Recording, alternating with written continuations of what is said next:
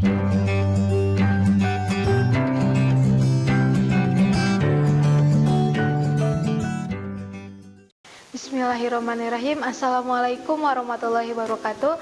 Halo semuanya, bertemu lagi dengan saya Sisi Soraya di mata pelajaran IPS kelas 9.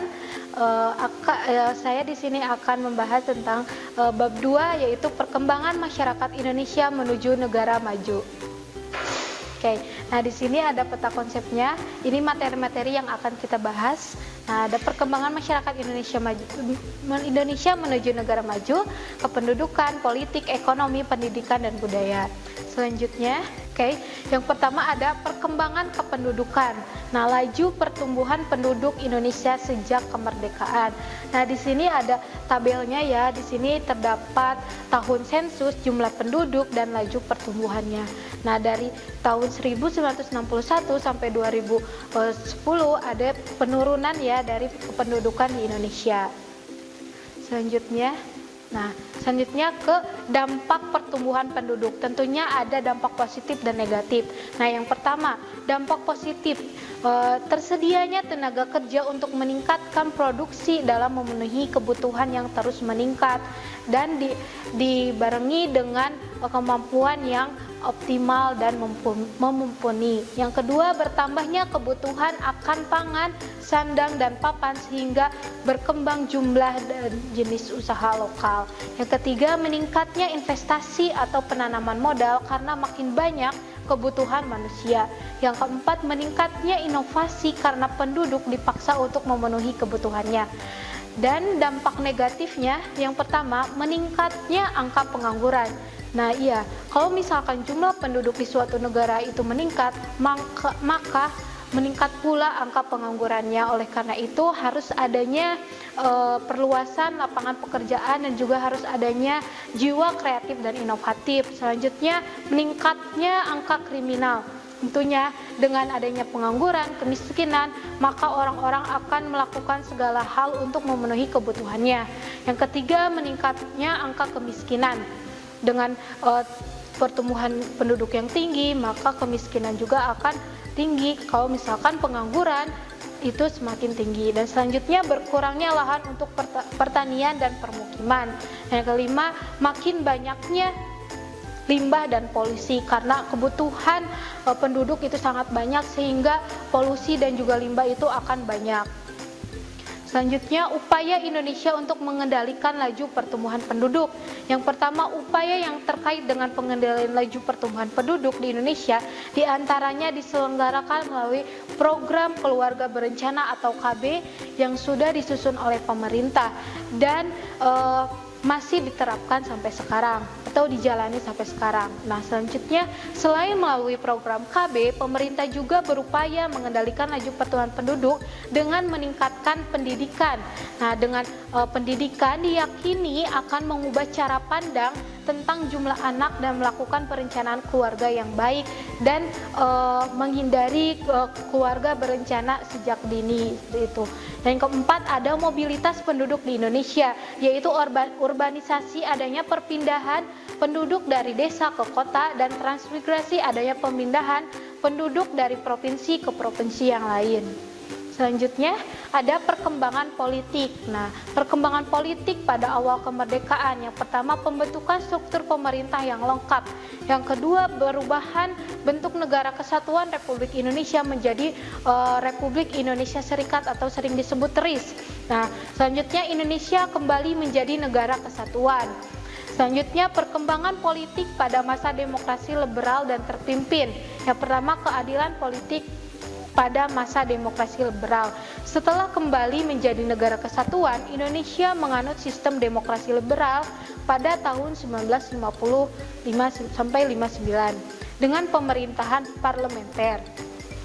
Dalam sistem ini, pemerintahan dipimpin Perdana Menteri, Presiden berkedudukan sebagai kepala negara. Selanjutnya, keadaan politik pada masa demokrasi terpimpin. Nah, pemerintah demokrasi terpimpin ini bertujuan untuk menata kembali kehidupan politik dan pemerintah yang tidak stabil pada masa demokrasi liberal berdasarkan Undang-Undang 1945. Nah, selanjutnya Ini perkembangan politik pada masa Orde Baru. Nah, Orde Baru adalah sebutan bagi masa pemerintahan Presiden Soeharto yang menggantikan Presiden Soekarno di Indonesia. Nah, lahirnya Orde Baru diawali dengan dikeluarkannya Surat Perintah 11 Maret 1166 atau sering disebut Super Smart. Nah, isinya yaitu penataan stabilitas politik dengan membubarkan PKI dan organisasi masanya.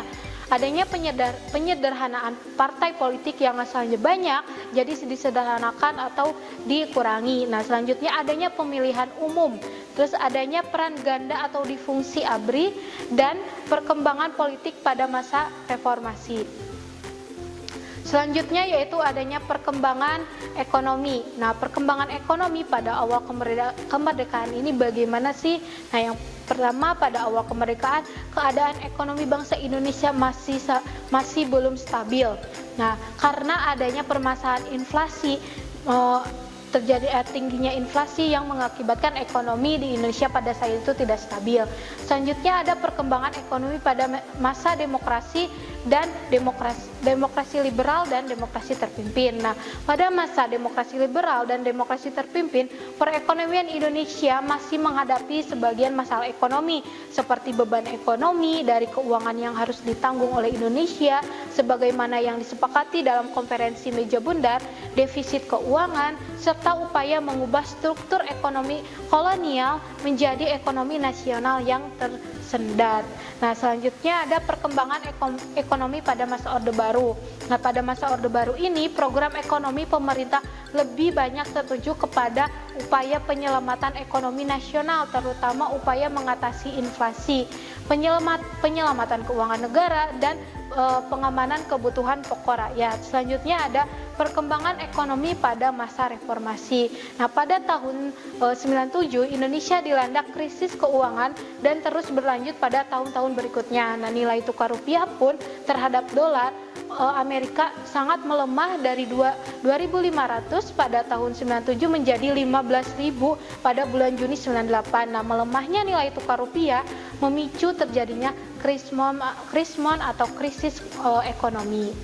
Nah, selanjutnya ada perkembangan pendidikan. Nah, perkembangan pendidikan pada awal kemerdekaan. Pada zaman penjajahan, kesempatan pendidikan bagi anak Indonesia sangat terbatas. Dari jumlah anak-anak usia sekolah, hanya sebagian kecil yang sempat menikmati sekolah. Akibatnya, sebagian besar penduduk Indonesia masih buta huruf. Oleh karena itu, segera setelah proklamasi kemerdekaan, pemerintah mengangkat Ki Hajar Dewantara sebagai Menteri Pendidikan, Pengajaran, dan Kebudayaan agar ada atau mendirikan sekolah-sekolah pada saat proklamasi kemerdekaan. Selanjutnya adanya perkembangan pendidikan pada masa demokrasi liberal. Nah, disusunlah suatu konsep pendidikan yang dititik beratkan kepada spesialis. Nah, sebab menurut Menteri Pendidikan pada saat itu, bangsa Indonesia sangat tertinggal dan pengetahuan teknik yang sangat dibutuhkan oleh dunia modern. Menurut garis besar konsepsi tersebut, pendidikan umum dan pendidikan teknik dilaksanakan dengan perbandingan 3:1. Nah, selanjutnya perkembangan pendidik di masa demokrasi terpimpin. Nah, pemerintah menetapkan kebijakan untuk mendirikan universitas baru di setiap ibu kota provinsi dan menambah ke fakultas di universitas-universitas yang sudah ada. Selanjutnya perkembangan pendidikan pada masa Orde Baru. Nah, pokok penting kebijakan pada bidang pendidikan masa Orde Baru diantaranya diarahkan untuk menciptakan kesempatan belajar yang lebih luas dan diimbangi dengan peningkatan mutu pendidikan dan juga pengetahuan. Khususnya pendidikan tinggi diarahkan pada sasaran pembinaan mahasiswa yang mampu menjawab tantangan modernisasi. Oleh karena itu dikembangkanlah sistem pendidikan yang berhubungan dengan pengembangan kesempatan dan kualifikasi bagi jenis-jenis lapangan kerja yang diperlukan oleh pembangunan nasional. Jadi di sini adanya penempatan pendidikan untuk fokus untuk bekerja. Nah, selanjutnya ada perkembangan pendidikan pada masa reformasi. Adanya perkembangan yang pesat baik dari anggaran, fasilitas, kurikulum yang bisa menjunjung pendidikan masyarakat Indonesia. Dan pada masa reformasi pendidikan Indonesia pun lebih baik dan lebih mumpuni dan fasilitasnya pun lebih baik juga. Nah, selanjutnya ada perkembangan budaya. perkembangan budaya sebenarnya sudah terjadi sejak Indonesia belum merdeka. Banyak seniman yang melakukan perjuangan dengan menggunakan karya seninya seperti lukisan, puisi, dan prosa. Nah, setelah proklamasi kemerdekaan, berkembanglah budaya yang menonjol adalah seni sastra dan lukis. Banyak sastrawan yang muncul seperti Ismail Marzuki, C. Simanjuntak, Chairil Anwar, dan Idrus. Nah, setelah memasuki masa Orde Baru, pengembangan budaya dan seni diarahkan kepada usaha-usaha yang dapat memperkuat kepribadian sosial, kebanggaan, serta kesatuan nasional. Nah, untuk itu dilakukan peningkatan pembinaan dan pengembangan seni secara luas yang melalui sekolah, kursus seni, organisasi seni, dan wadah-wadah kegiatan seni lainnya di masyarakat sehingga bisa mengembangkan potensi-potensi yang dimiliki oleh masyarakat dan juga bisa menjadi nilai bagi dirinya masing-masing. Dan selanjutnya pada masa reformasi, usaha pelestarian budaya Indonesia terus dilakukan, diantaranya dengan mendaftarkan budaya-budaya asli Indonesia ke UNESCO agar tidak diklaim oleh pihak-pihak lain dan bisa dimanfaatkan. Sekian materi yang dapat saya sampaikan. Terima kasih. Sampai jumpa di video selanjutnya. Wassalamualaikum warahmatullahi wabarakatuh. Kunjungi sosial media lainnya seperti website kami di pkbmalkata.com, Facebook PKB Malkata Manunjaya, Instagram PKB Malkata _official. Dan terima kasih telah klik video ini. Jangan lupa like, comment, share, dan subscribe untuk menunjukkan dukungan kamu terhadap channel ini. Enjoy the video PKB Malkata.